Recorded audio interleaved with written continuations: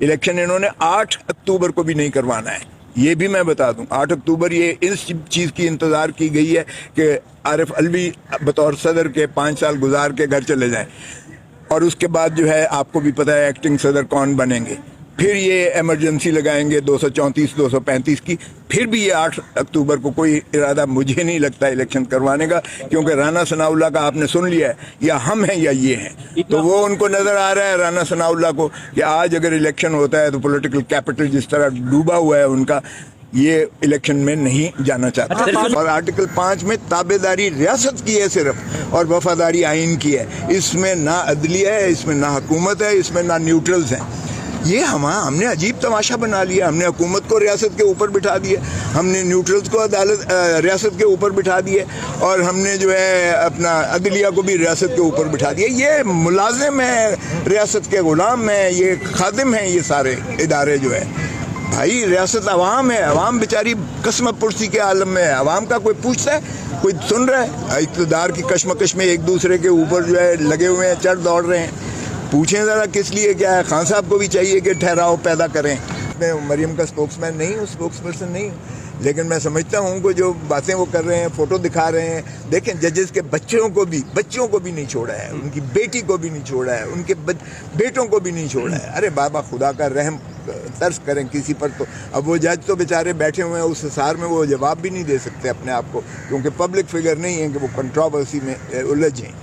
और मैं समझता हूँ उन्होंने, जुडिशरी ने बड़ेपन का सबूत दिया है कि उन्होंने कंटेम्प्ट अभी तक नहीं दी है। वो ये भी गलत हो रहा है कि 130 मुकदमात किसी पर बनाए जाएं, ये भी गलत है। देखें, अगर ये रीत चलेगी तो कल को फिर कोई और आएगा तो फिर यही सिलसिला चलता रहेगा।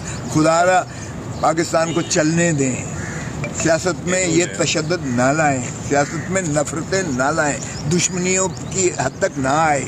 राना सनाउल्लाह के ये फरमुदात थे, ये तो खुलम जंग है और दुश्मनी है। ये जेब नहीं देता है, इससे जो है रियासत मजबूत नहीं होगी, सियासी निज़ाम मजबूत नहीं होगा।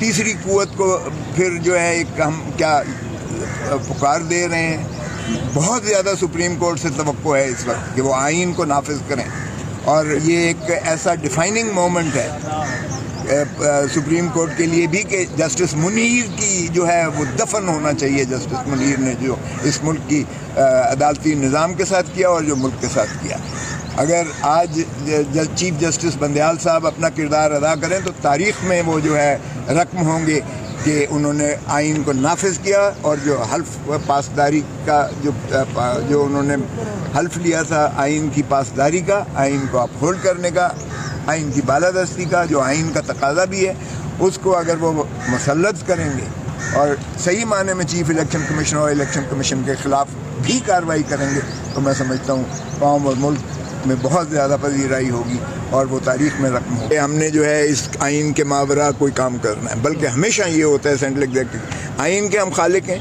आइन के मुहाफ़िज़ हैं, आइन से मावरा किसी चीज़ को बर्दाश्त नहीं करेंगे। यही चेयरमैन बिलावल भुट्टो जरदारी साहब ने हमेशा कहा है, और यही मोहतरम आसिफ अली जरदारी साहब ने जब 18वीं तरमीम की तो उसमें पैमतकारियाँ तमाम निकाल कर उन बल्कि गासिब और उन डिक्टेटर्स के नाम तक आइन से निकाल के बाहर फेंके, और तमाम अपने अख्तियारात उन्होंने वापस अवाम को दिए और पार्लियामान को दिए। तो इससे ज़्यादा क्या होती है? थोड़ा सा तजाद आ रहा है। आप एक तरफ बिलावल भुट्टो जरदारी साहब को चेयरमैन कह रहे हैं, वो हुकूमत का भी हिस्सा है, और दूसरी तरफ आप कह रहे हैं हमारी जमात हुकूमत का हिस्सा नहीं है। पाकिस्तान पीपल्स पार्टी नहीं है, ये तारीखी है, आप जाके देख लें, रजिस्ट्रेशन देख लें। पार्लियामेंटेरियन तो है, पार्लियामेंटेरियन भी उस हद तक है कि वो हुकूमत में, लेकिन हम उसका काबीना में, ये शहबाज शरीफ की काबीना है, वो ज़रा शहबाज शरीफ के हैं। शहबाज शरीफ जाता है तो वज़ीर भी जाते हैं, कोई वज़ीर की इंडिपेंडेंट हैसियत नहीं होती है, कलेक्टिव रिस्पॉन्सिबिलिटी, एक आइन भी यही कहता है। सो ये तो जो जिम्मेदारी होगी वो चीफ़ की होगी, यानी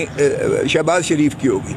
शहबाज शरीफ साहब से पूछिएगा जो कुछ कर रहे हैं। बदकिस्मती है कि अदलिया के साथ हमेशा हेड ऑन कोलूजन जो है मुस्लिम लीग नून ने किया है, अब भी उसी तरफ ये खैर से जा रहे हैं।